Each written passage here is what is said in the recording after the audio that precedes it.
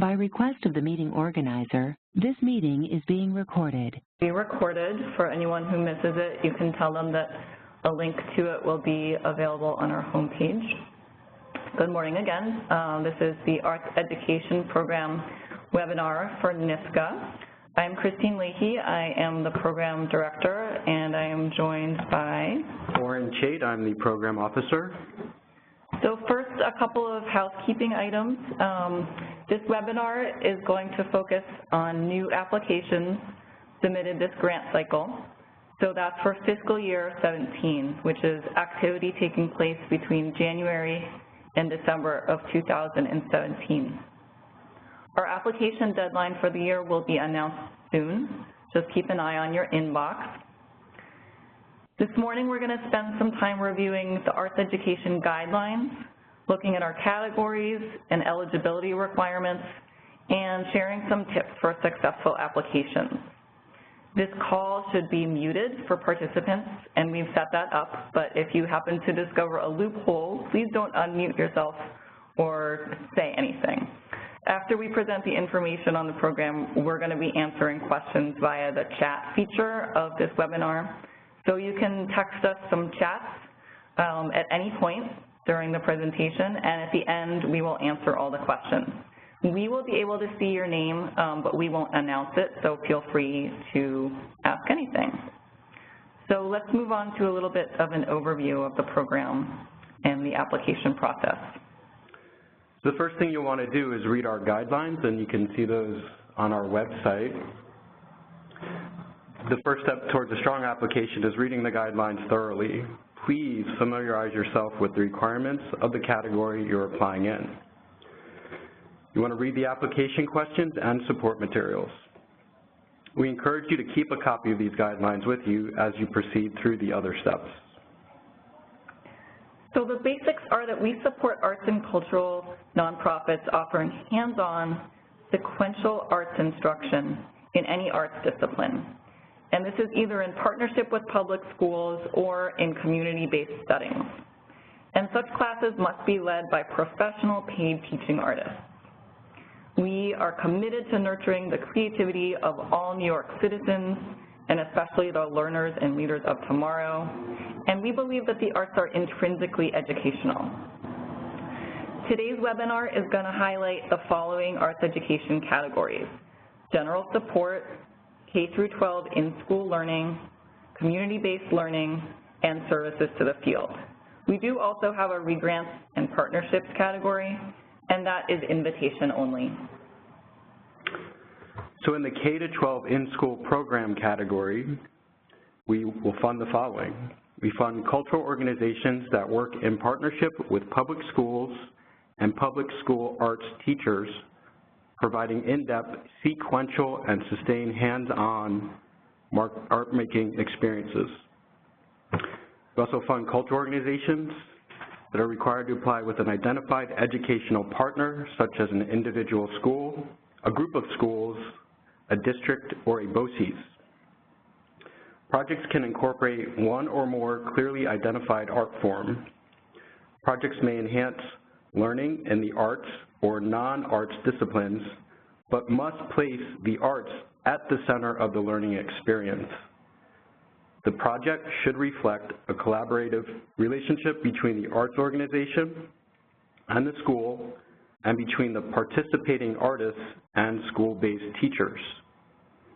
A minimum of 6 artist contact sessions, or 6 hours of arts instruction led by teaching or resident artists is required.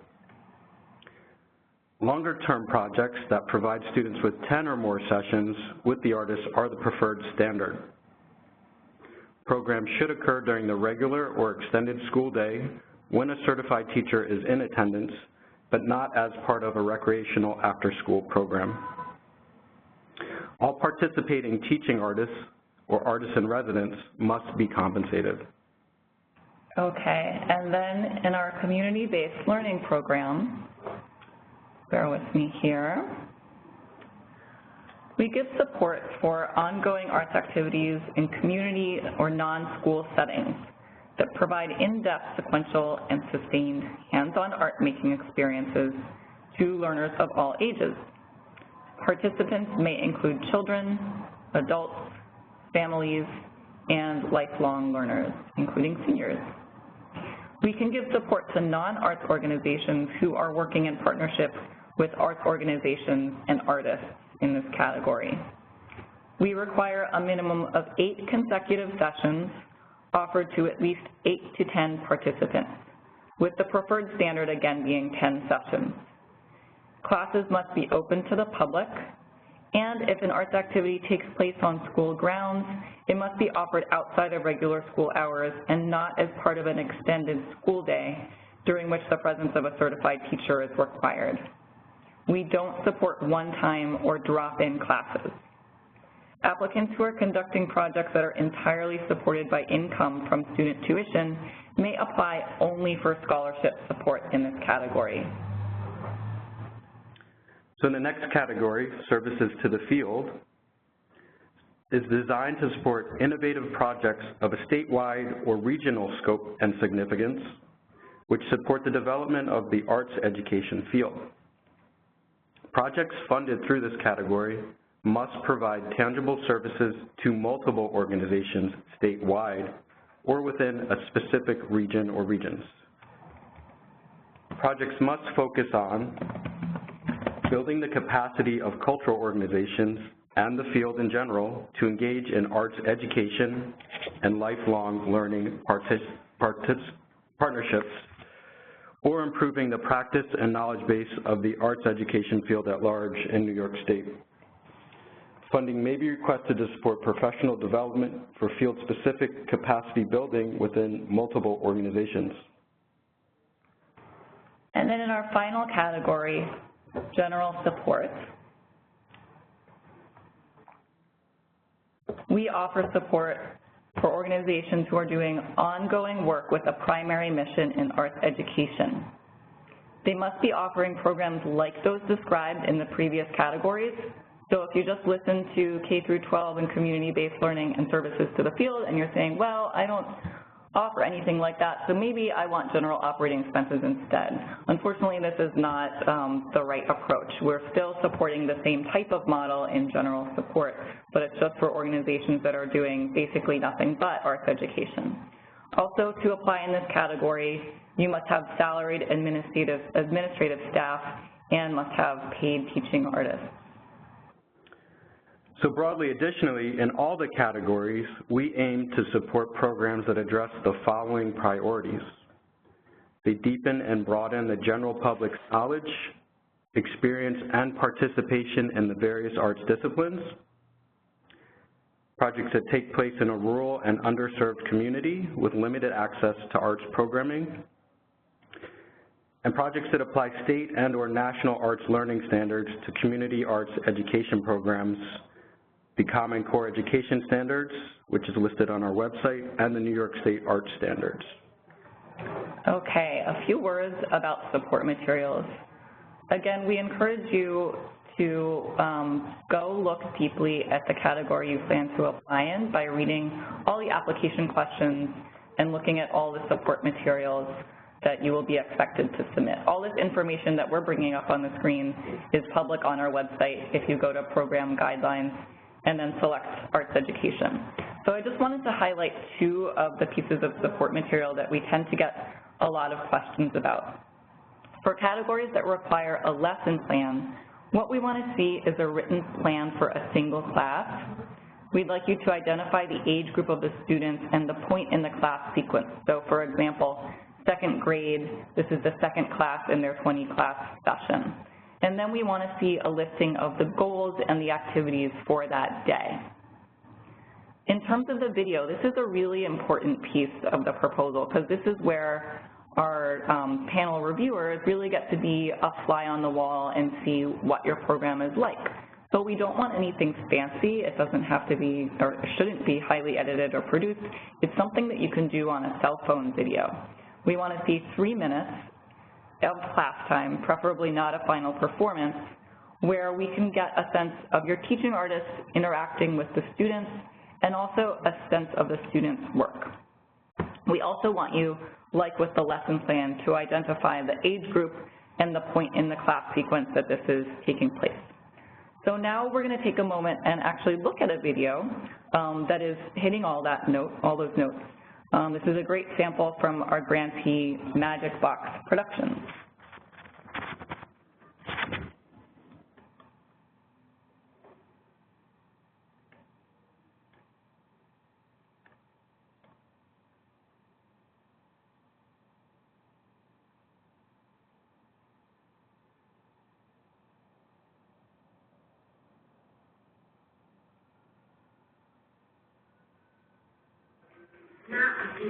It's not blurry. Great, so we notice this picture is in focus.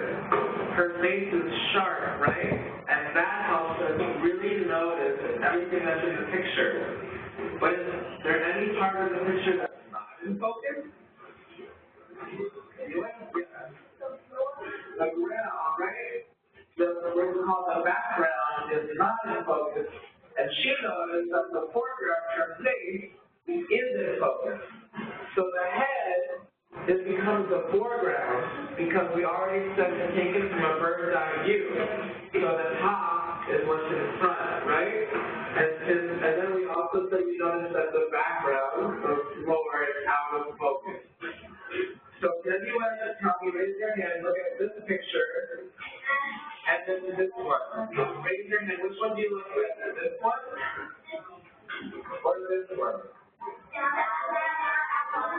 This one? Who likes this picture? Raise your hand. Okay, hands down. Who likes this one? Okay, hands down. Why do you like this picture better than you like this one? Yes. Because it's focusing on one task. Because it's focusing on one classroom from a little bit of the other one. Wait, can you say more about that? Because it shows her and the other background. And that one shows two different parts of the background. Oh, so you're saying that this picture is mostly about her and we only see a little bit of the background?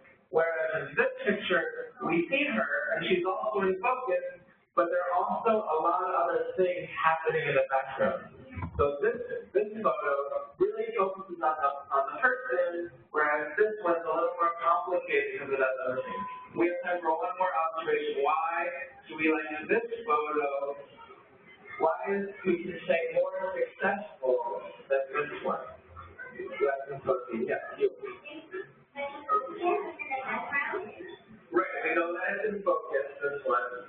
Why else might this be a little more successful than the other one? Who has this focus? It's all the way to the left. Yeah. I think my teacher because the person is focused and the background is out of focus. Right, so we already know that the person is in focus and the background is out of focus. But what is different about this picture than this one? Even though they're both bird's eye view. Yep. That picture is looking straight at her. Yeah, this one. And that. Okay, so again, we saw in this short clip the teacher interacting with the students, and we got to see the students' work. Those were their photos up there.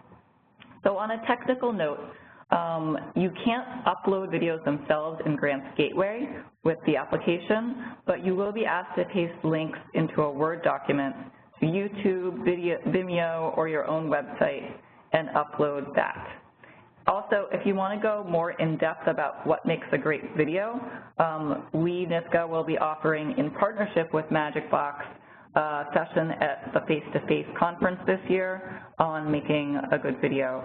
So again, this one here, you can see really nothing fancy. I know that it was shot on an iPad and really nothing was done, but you got to see so much there. So now time to focus a little bit on application mechanics.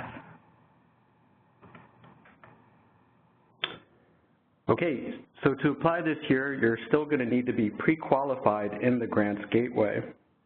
If you're unsure about your status, You may wish to check with the Grants Gateway Help Desk, and I'll give you the phone number, which is 800-820-1890.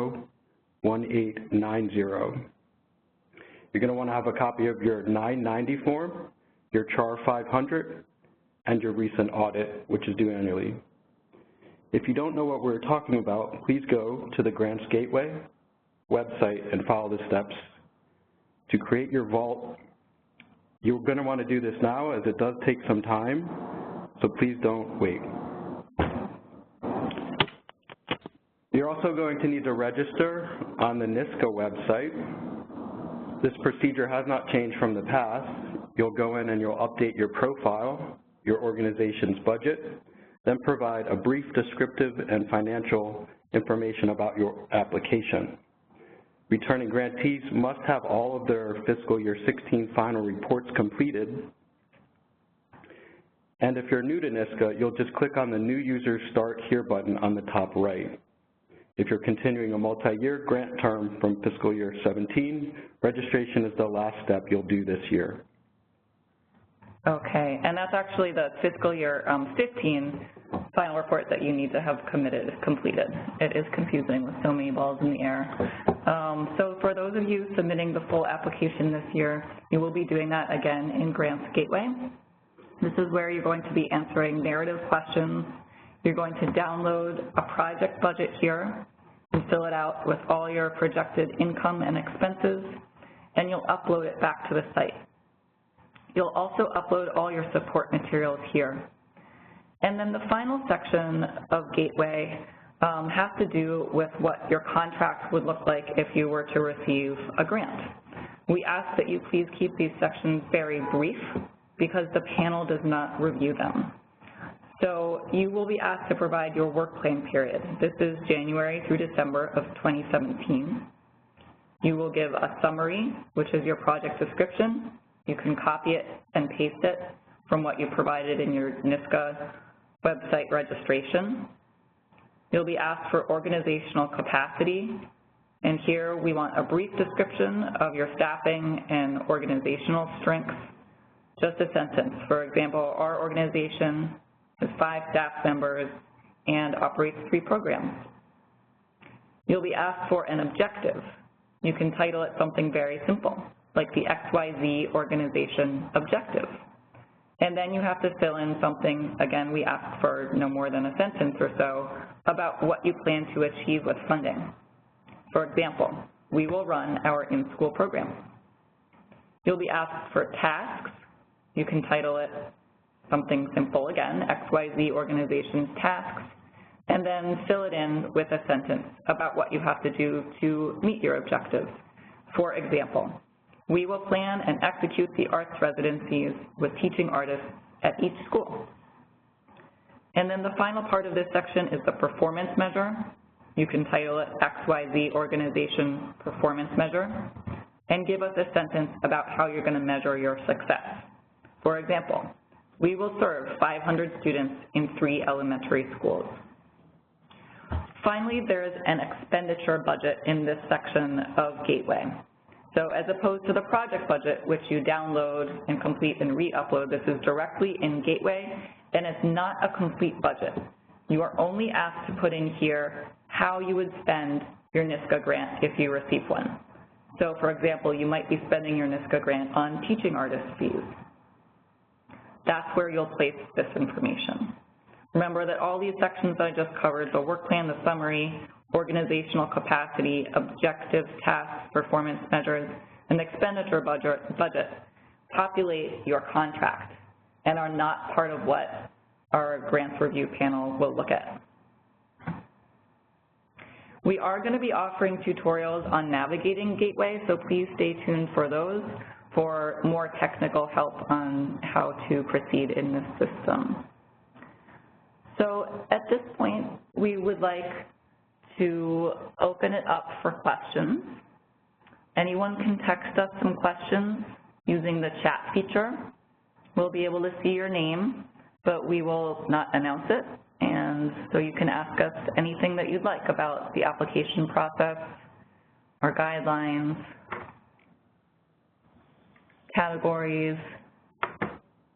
anything that you like. As people warm up, let me see, no real questions yet. I want to point out that a nifty feature of our website is this section here where you can go to look up past grants, public information. You can look up the arts education program for any year. So for example, if we want to see who got funded last year in arts education, you could also look up people in your area and search for that, and then you'll get a list of our grantees. If you click on them, you'll get a description of what's funded. Okay, so I have a couple questions now.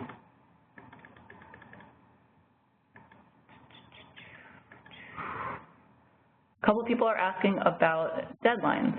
The deadline for this year has not been announced yet, but please watch your inbox because it will be emailed out as soon as it's announced, and it will be posted on our website probably very soon.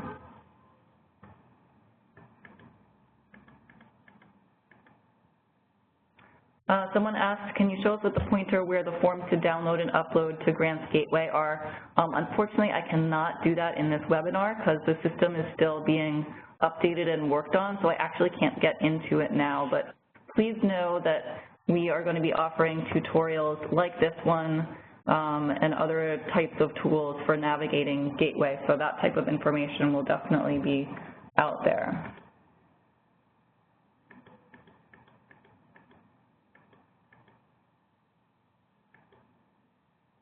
Someone is asking, please review what is needed in the lesson plan. So what we want to see is an outline for one lesson. We don't need to see an outline for the entire course. We want, for example, your kindergarten dance class is beginning in this session, and these are the goals. Goals might be introduce them to basic dance vocabulary and introductory dance steps, and then outline the activities that you might do. For example, warm-up, movement name game. Next step, introduce music. Next step, introduce 3 terms. Next activity, and so on and so forth, so that we can, kind of like the video, get a fly-on-the-wall glimpse of what's being offered. Some grantees say, well, we haven't planned, it's so far in advance, so we don't know what the specific lessons will be yet for fiscal year 17. And we ask that you use something similar from a past program, or that you work with a teaching artist just to give a draft of what your first lesson, for example, might look like. It doesn't have to be the first one. It can be at any point in the sequence. We just want it to be identified so we know what we're looking at, the grade level and which lesson in the class sequence it is. The last one, is it in the middle, is it in the very beginning, so that we have some context for what we're seeing.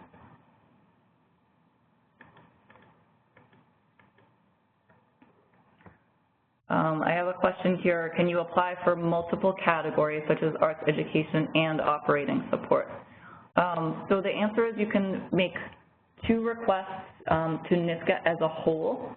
If you are coming into arts education for general operating support, you can't make any more requests within arts education, as what we're giving you is unrestricted funds for your arts ed programming.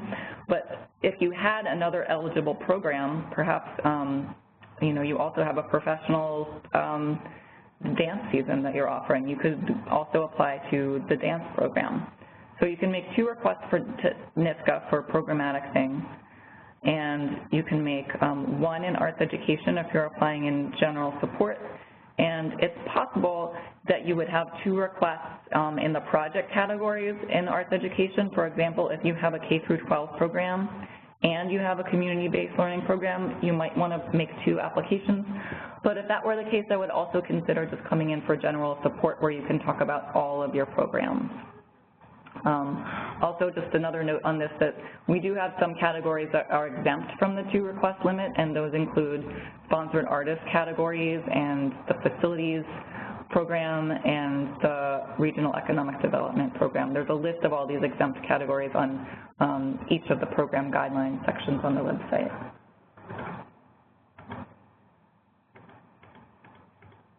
Take that one. again. So we had said this earlier, if you look at our website, the deadline for the application and when the application is opening has not been released yet, but please check your email and sign up to be notified once that is announced.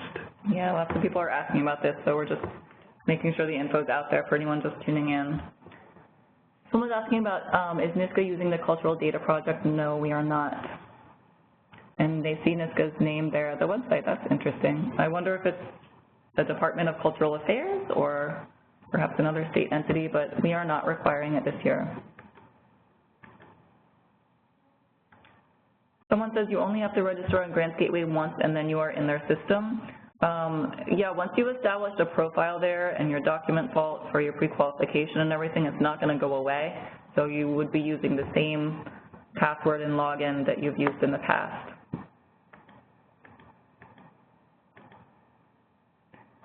Somebody is asking, do arts ed programs have to take place in school? Our programs are held at our arts center.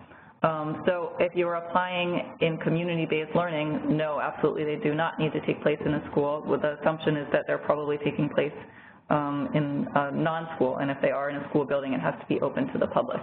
So if you're applying in K through 12 programs, then it does have to take place at school, even if you're working with those school kids, unless you're doing some field trips that are part of the ongoing sequence. For example, if you're a museum and you're doing an in-school residency, sending teaching artists into the school, you may have a field trip or two to the museum.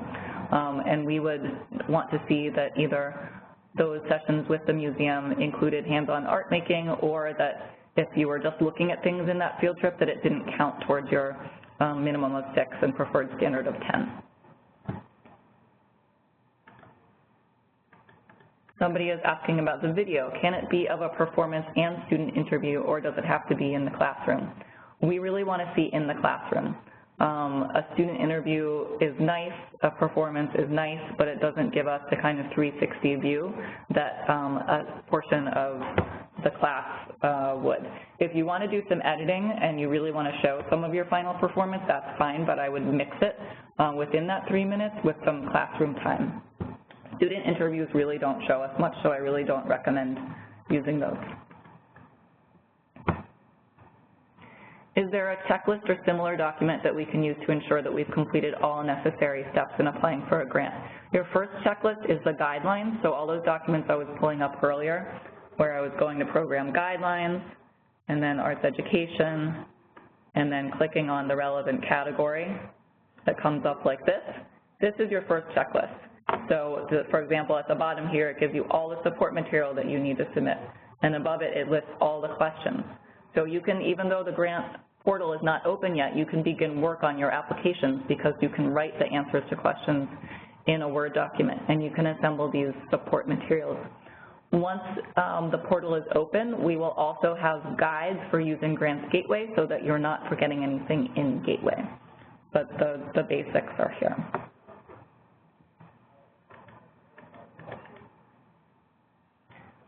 Someone would like me to repeat the information about the program objective, task, and measurement. So this is the final section of the Gateway application that would be populating your contract if you receive a grant. And you're asked to type in a work plan, a summary, organizational capacity, objective, task, and performance measures. They give you a lot of space, like 50,000 characters or something, and some grantees have thought, great, this is where I'm going to park my novel about my program. It's not going to be read. We really only want the basics. You know, you can't put in there, we're taking a trip to Hawaii, because that would raise some red flags, but we really just want one sentence saying, for example, our objective is to run our in-school programs. For example, our tasks are to plan and execute the arts residencies with teaching artists at each school. And for example, our performance measure is we will serve 500 students in 3 elementary schools. You obviously have to tailor it so it reflects your program, but we're not looking for a lot here. It's not going to be reviewed by the application reviewers. It's just going to be reviewed by staff to make sure that it reflects what will be in your contract and that it's appropriate for that agreement between you as grantee and the state of New York.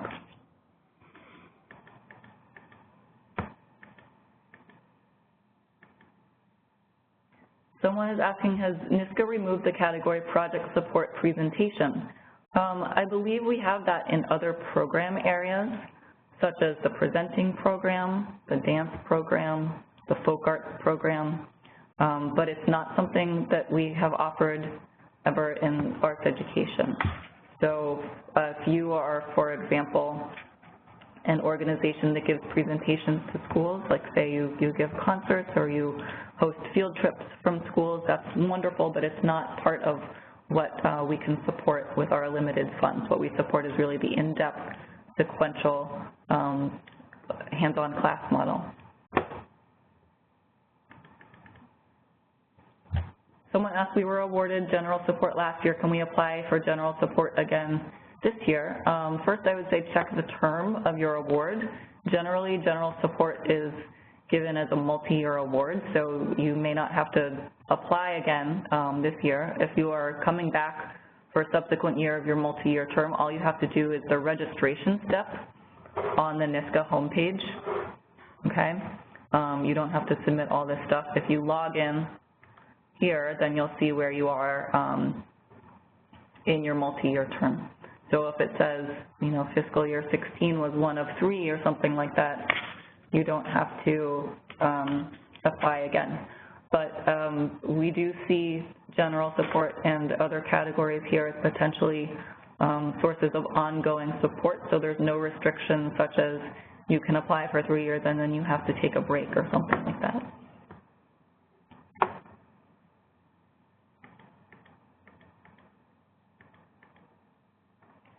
Okay, this person is asking, if applying for the same program in more than one school or location, would you recommend filming 3 minutes for each participating school, or would you only like to see one example of the program that will be replicated in more than one community? This is a really good question, and it leads me to a larger issue, which is that you may apply for working with more than one school if you're coming into K through 12. Some organizations work with only one, some are working with 3, some are working with 20. If you're working with lots of schools, we would want to see support material for about 3 schools. So I would say submit 3 videos, understand that the panel may only have time to watch one of those, so indicate which one is your top priority. And same goes for all the other support materials. One of the other requirements in K through 12 is a letter of agreement with the school. We would want to see letters of agreements from 3 representative schools. And same... Letters of support. Letters of support, yeah. Yes, thank you, letters of agreement. Same goes for if you're applying in general support, we want to see representatives of 3 different programs, and if you're coming in for community-based learning and bundling your request, say you have a program at a library and a program at a multi-arts center and a program at a local theater or something, you can apply for all of those. You just have to, provide the information for each of those. And if you have 20 different sites, then, give context by describing the entire effort in a sentence or 2, but then focus on 3 of those more in-depth so we get a sense.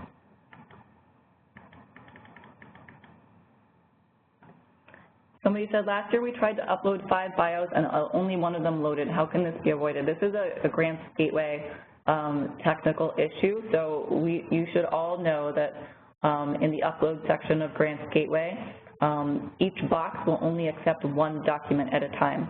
So for example, the section that says bios of teaching artists, if you upload 1 bio and then upload another and then upload another and upload another, it's going to overwrite the previous one each time. So if you want to upload 3 bios, you have to use different boxes. Grants Gateway is tricky on this point, and we're trying to make it very clear in our instructions this year that this is the case. I really encourage everyone, because Grants Gateway can be challenging to navigate, to try and get your applications finished early so that you can go back in and just triple check everything, open everything up so that you can see everything that you uploaded is actually there.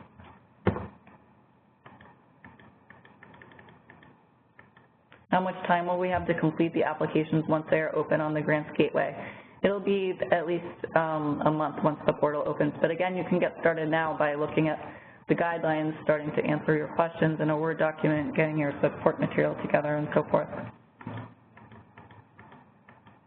Someone's asking, have there been any changes made to the community-based learning program grant from last year? Nothing significant, but it's the same basic idea. We may have tweaked some language just to, sharpen up questions or whatever, but it's the same basic parameters. A question, can letters from schools be signed by assistant principals? Yeah, we would prefer to see the principal on that letter, but an assistant would be acceptable.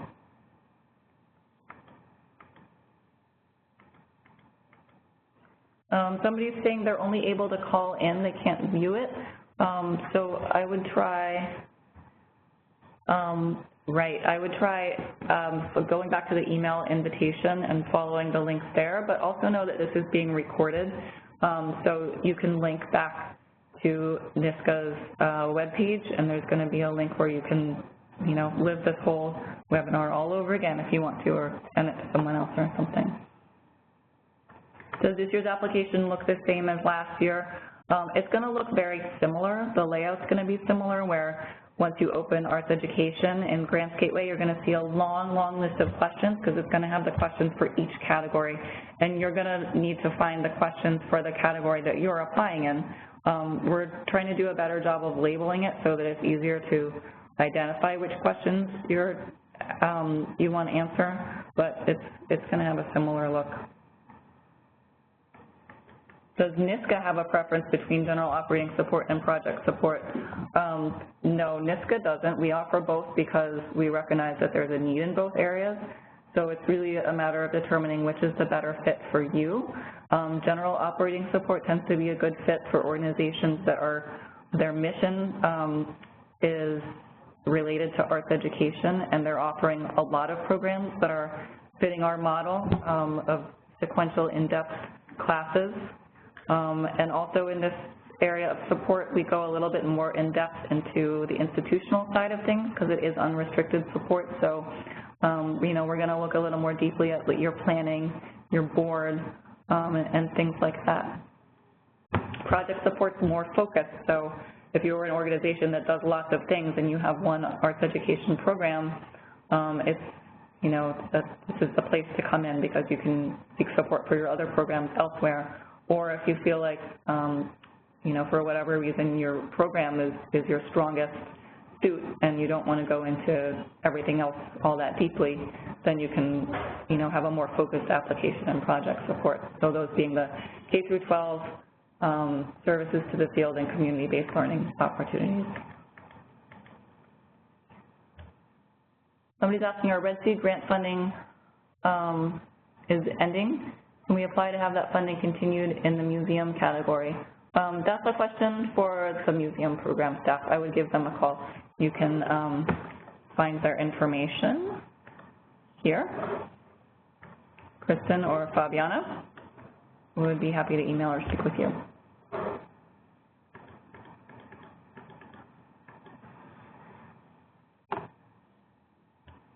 Please clarify, in the past we've received both GOS and project support and services to the field. Oh, that's true.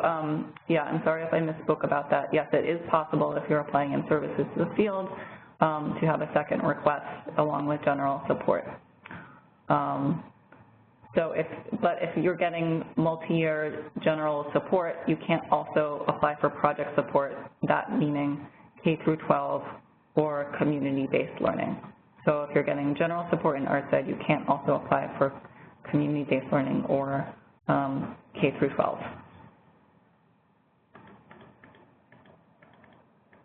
Somebody's asking, are there any major changes in this year's application? No, our basic guidelines are the same. We've tweaked a couple of things, but if you're familiar with what we fund, then it's going to be the same basic idea.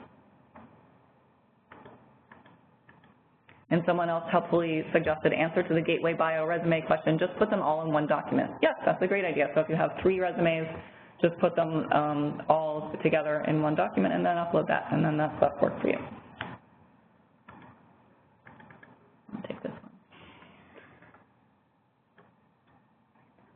So the Grants Gateway, is everything available at Grants Gateway to upload? No. Yeah, the portal's not open yet, so you'll be getting an email when the deadline's established and when the portal opens, and you can start working on that. What's the process for renewing if we're in the middle of a multi-year grant? You will just need to register your request on the NYSCA homepage by logging in here, updating your organizational profile, budget, and filling out some basic info. You'll be able to do that once the portal opens.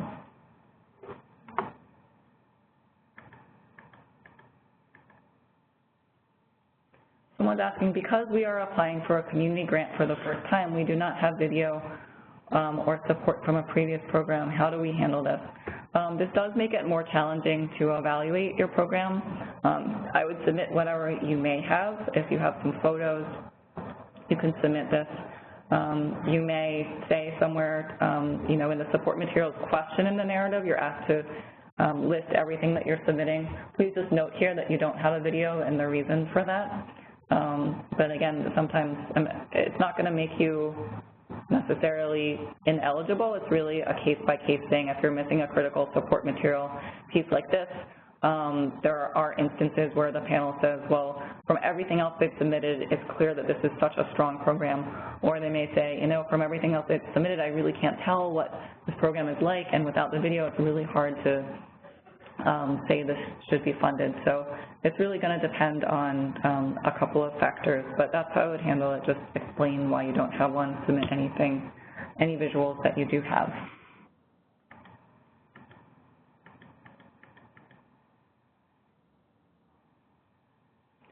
Somebody's asking, if this is the first time applying, can an organization apply to general operating support, or should we first apply to one of the other categories and then if funded, go into general operating the next year?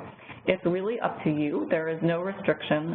In the past, NYSCA actually had some restrictions around this, and you did need to apply in project support for a couple of years before moving on to general support. But we changed that because we really thought, well, you should have the choice. If you think you're ready for general support, so this would mean you have paid staff, you think you can present a strong case for the strength of your organization, your planning, your finances, your governance, and the programs that you're offering fit within the model of what we fund, then absolutely.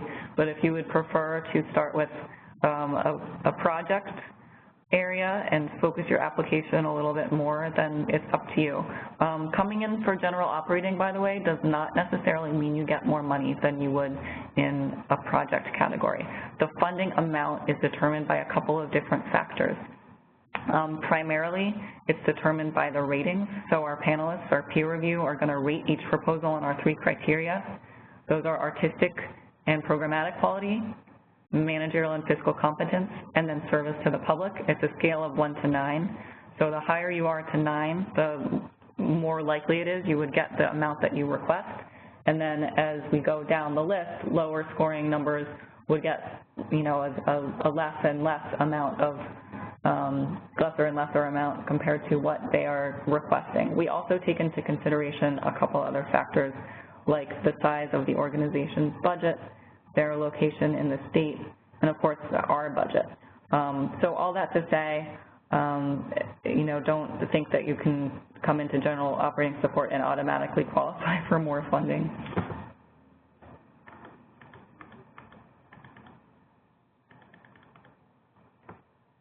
Someone wants me to speak again about the limit on the number of applications we can submit. They currently have 2 grants expiring and 1 grant in the middle of a grant period. So council-wide, we have a general 2 request limit for NYSCA program grants, and then there are a number of categories that are exempt from this limit. So I'm going to pull those up now.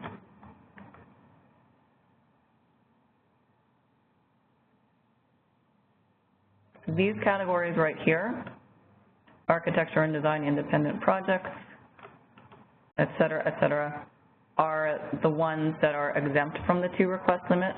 And then if you're coming into arts education and you're applying for general support, you cannot also submit an application in one of our project categories, K through 12 or community-based learning. However, you could submit a services to the field request. So this person's saying we currently have 2 grants expiring and 1 grant in the middle of a grant period. So if you had a total of 3, that means one of those was exempt. Without more specifics, I guess I can't go any further, but feel free to contact us after the end of this session, and we can go into more specifics with you. If our multi-year contract is ending, is the application process the same as if we have not applied before? Yes and no. Yes, in that, you have to make your case anew, that we're not going to use your old funding amount as a starting point. You're coming in anew, you get rated with everyone else, and your funding amount is going to be determined based on the ratings and the other factors that I described.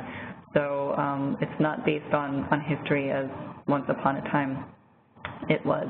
However, we will have access to all the information from, your previous activity, like your final reports, and things like that. So if necessary, we would pull upon that information to talk about your track record.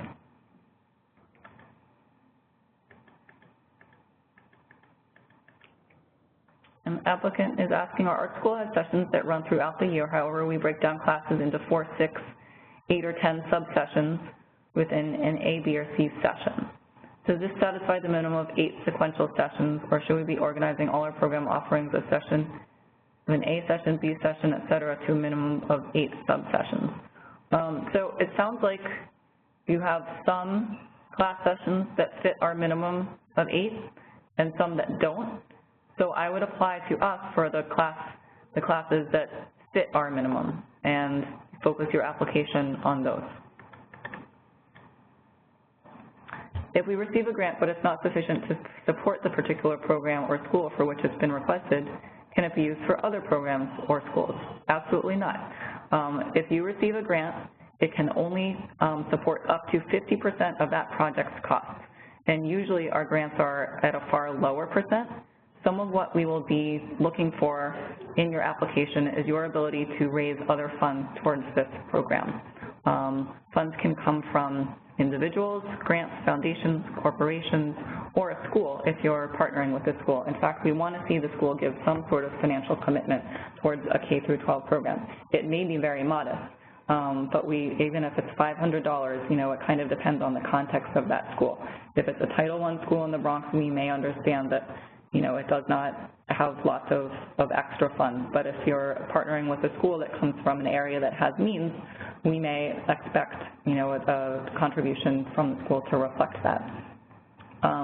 So in short, if your ability to run the program depends on NYSCA funding, then you're probably not ready to come in. What makes sense is that you would be ready to come in if you can say, okay, we are committed to this program. We know that we're going to be able to come up with enough funding, even without NYSCA money, to do something. But if we get NYSCA money, we can make it better.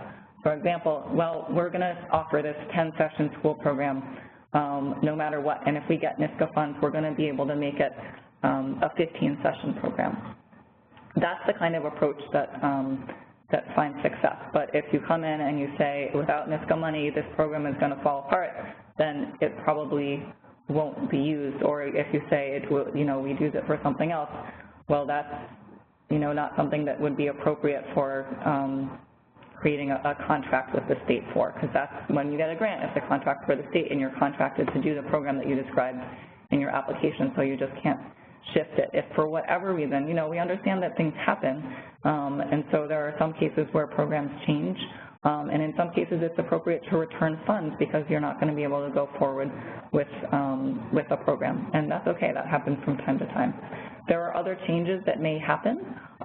For example, if you're partnering with 5 schools and it turns out the principal changed in one of the schools and you can identify a new partner, if you get in touch with us and explain all of that in the middle of a contract period, that may be fine. But please be in touch with us if there are any changes to a program that you anticipate.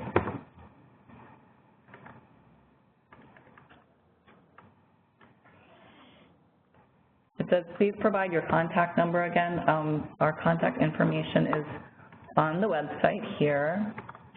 program guidelines, arts education. If you scroll down, there's me and Orin. It's a hyperlink to our email address.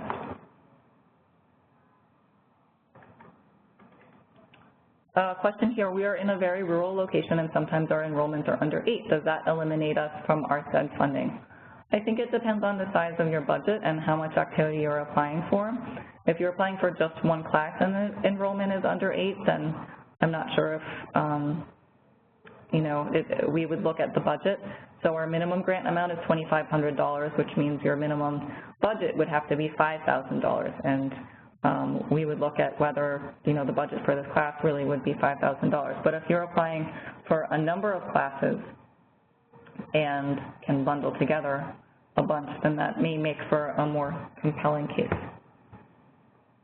But we also do pay attention to geography, and so when we're scoring applications, the service to the public score, you know, oftentimes we take into account what region an organization is serving, and it's understood that if you're serving a rural region, then you're providing, you know, a high level of service because there may not be a lot of opportunities. And so that's something that's taken into consideration as well. Are general operating requests evaluated by the arts education panel or a separate panel? They're evaluated by the same arts ed panel. If you get multi-year general operating, there are often many changes that can be foreseen after the first year of funding. Shall we just keep in touch with you? Yep, that's a great thing to do. Just, you know, you can always reach out to us and just touch base, update us, whatever. We're here. So it looks like that brings us to the end of our questions. If anyone has any parting shots or thoughts or queries, please send them our way.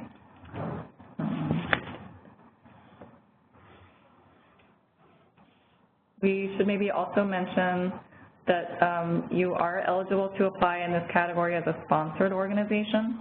So if you're not incorporated for whatever reason and you work with a sponsor like Fractured Atlas or another organization, they can sponsor you. You can't apply for general operating support, but in the other project categories it is possible.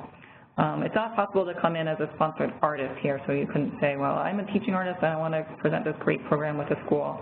You know, you would have to be part of an organization. And somebody else is asking again. When is the grant due? That hasn't been announced yet, but please keep checking our website for the actual timeline and sign up for our email list, and it will be emailed shortly. Okay, and this session has been recorded, so for anyone who missed the beginning, they can go back and follow the link that will shortly be posted on our website and catch the beginning or forward it on to anyone. Otherwise, any questions, feel free to reach out to either of us, and we look forward to seeing all of your applications. Have a good day, everybody. Bye-bye.